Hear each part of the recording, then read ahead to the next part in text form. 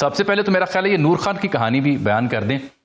मैं इसलिए भी चाहूँगा आपको इस सिलसिले में ज़हमत देना कि आज दफ्तर ख़ारजा तो बड़ा कैटेगोरिकली इसकी वजाहत भी की, लेकिन I had a chance sir कि जब ये पाकिस्तान इंडिया की जंग ख़त्म हुई तो नूर खान एयरबेस पे भी हम गए, हेडक्वार्टर भी गए, जो हमारे शाहीन थे उनसे गुफ्तगू भी की, देखा उन मकामात को, उस सेल को।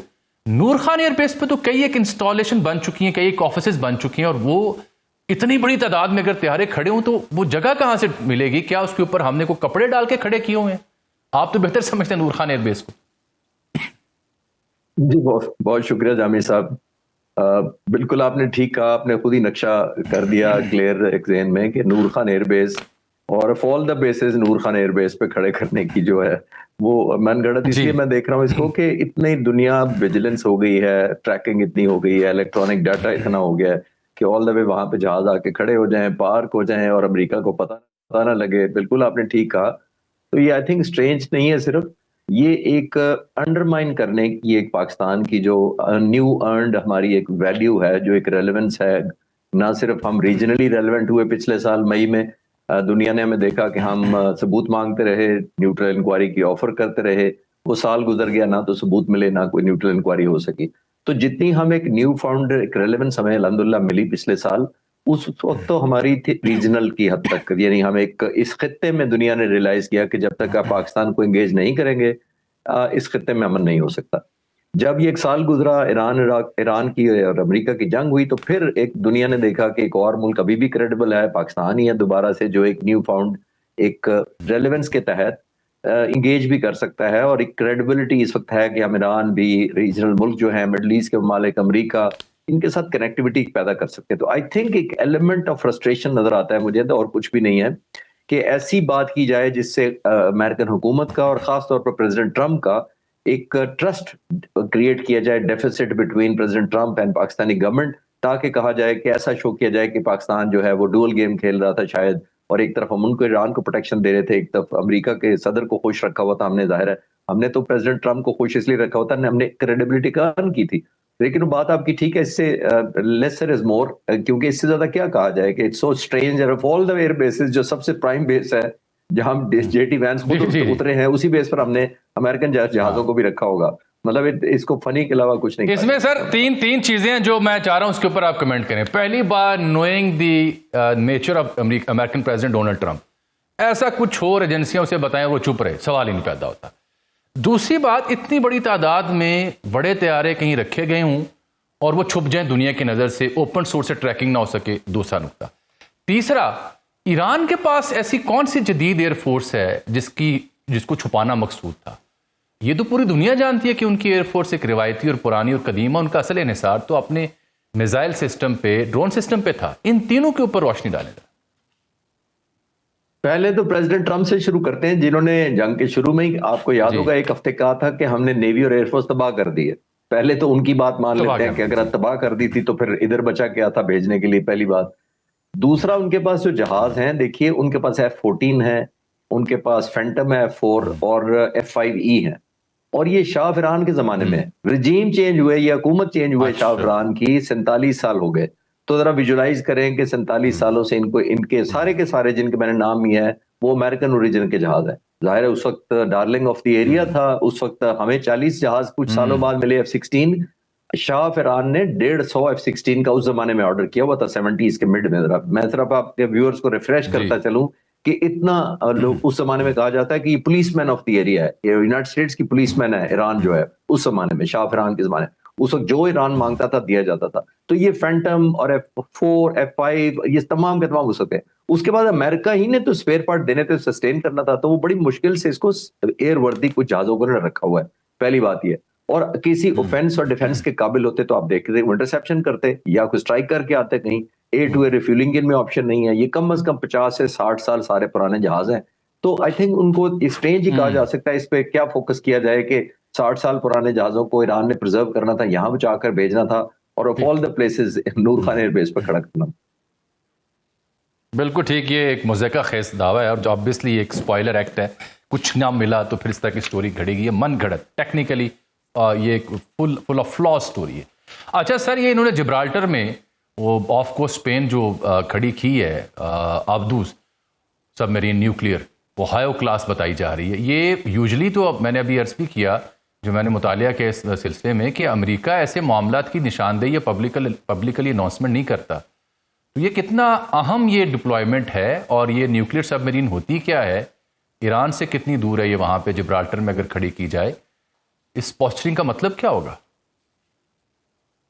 जामी साहब, दो तरह का न्यूक्लियर का लफ्ज इस्तेमाल होता है सबमरीन के लिए, और वो क्लैरिटी मैं अर्ज कर देता हूं। देखिए, एक होता है न्यूक्लियर पावर्ड सबमरीन, जिसका मतलब है कि वो न्यूक्लियर फ्यूल से चलती है, जिसका मतलब ये जरूरी नहीं होता कि उस पर न्यूक्लियर वेपन्स भी कैरी किए जा सकते हैं।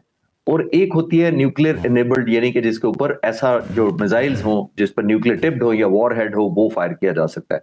इसी तरह कह सकते हैं कि जो एयरक्राफ्ट कैरियर है अमेरिका के पास तमाम के तमाम, वो न्यूक्लियर पावर्ड है। दैट मीन्स वो कई साल तक रह सकते हैं। जैसे जेरार्ड फोर्ड जो है वो तकरीबन साल एक रह सकता, देखा हमने, रह सकता है। वो रहा भी है 310 दिन, उसने अभी वापस पुल बैक किया गया। Gerald Ford aircraft carrier America को बुलाया गया वापस, तो वो तकरीबन 10 महीने समंदर में फ्लोट करके तकरीबन 4.5 एकड़ का, समझे, अमेरिकन एक लैंड का टुकड़ा था जो यहाँ पानी के ऊपर 4,500 लोगों को 10 महीने लेके फिरता रहा।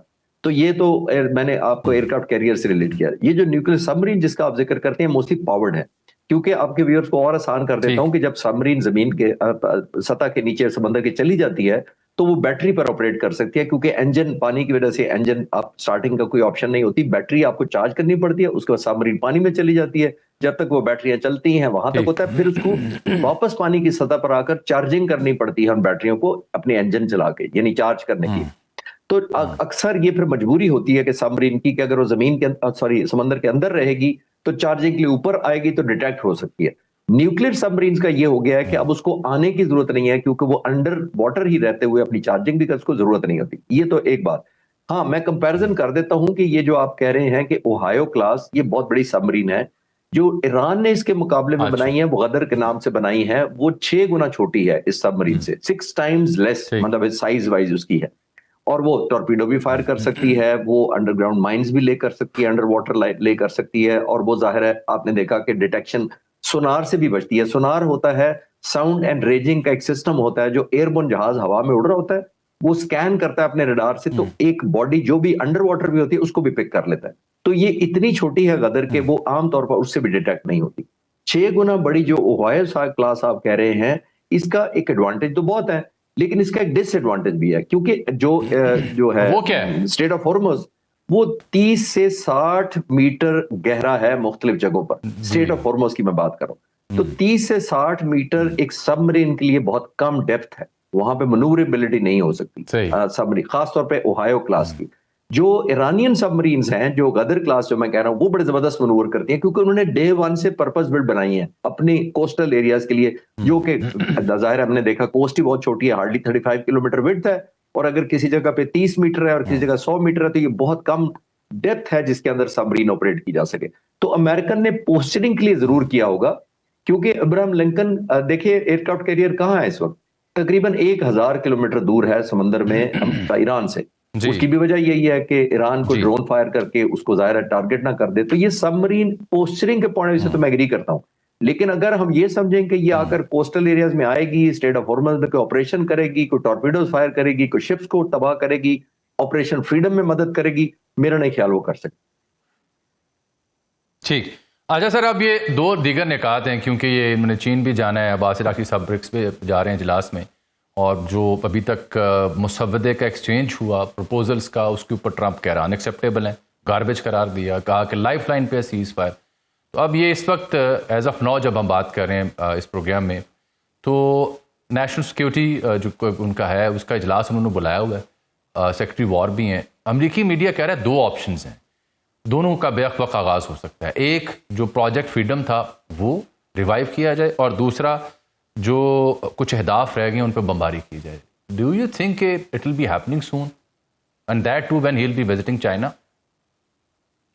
मेरा ख्याल जामी साहब, मेरा नहीं ख्याल कि हैपनिंग सून वाला नहीं लगता। वो उसकी मेरी अपनी जस्टिफिकेशन ये है कि देखिए, प्रेसिडेंट ट्रंप ने वॉर पोस्टरिंग अपनी बेहतर नेगोशिएशन की कुछ दिन की थी। आपने देखा थोड़े दिन पहले वो सॉफ्ट नजर आते थे कि it can be worked out, और मैं एग्रीमेंट दे रहे हैं और ईरानियन रीजनेबल हो रहे हैं, समथिंग लाइक दैट। उन्होंने एक पॉजिटिव सिग्नलिंग की थी जिससे उन्हें लगता था कि एग्रीमेंट हो जाए, क्योंकि वो चाहते हैं या चाहते थे कि चाइना जाने से पहले एक एग्रीमेंट ऐसा हो जाए। क्यों चाहते थे?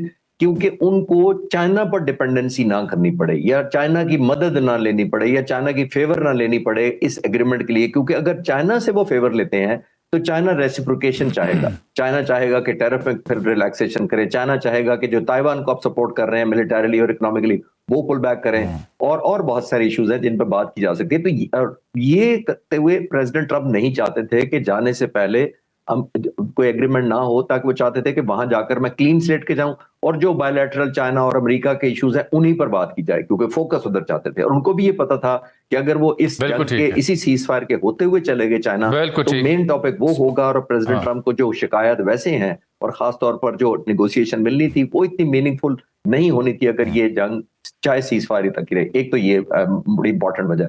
प्रेसिडेंट ट्रंप अब जो पोस्चरिंग दोबारा कर रहे हैं, मेरा ख्याल ये है वो चाइना को बेसिकली सिग्नल कर रहे हैं कि मैं तो हार्डलाइनर हूं, मैं तो जगह लूंगा ही नहीं ऐसी कोई ऐसे जिसमें मुझे पोजीशन ऑफ वीकनेस लगे आपको। तो आई थिंक वहां जाकर वो चाइना के साथ एक पोस्चरिंग कर रहे हैं अब, क्योंकि अगर चाइना मीडिएट करता है तो शायद वो रिलैक्सेशन उस तरह देने की पोजीशन में चाइना बिल्कुल से ठीक। बार्गेन बेहतर कर पाए।